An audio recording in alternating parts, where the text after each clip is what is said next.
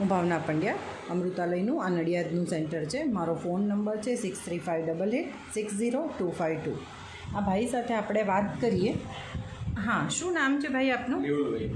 અચ્છા, આપ શેના માટે ને કોના માટે દવા લઈ ગયા મારી હતા? બા માટે એમને ગળાનું કેન્સર છે.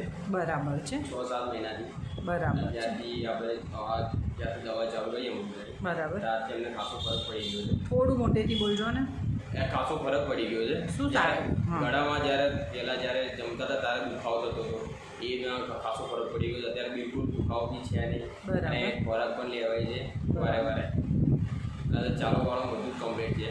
અચ્છા, અને બધામાં સારું લાગે છે? ના, બધામાં સારું છે અત્યારે.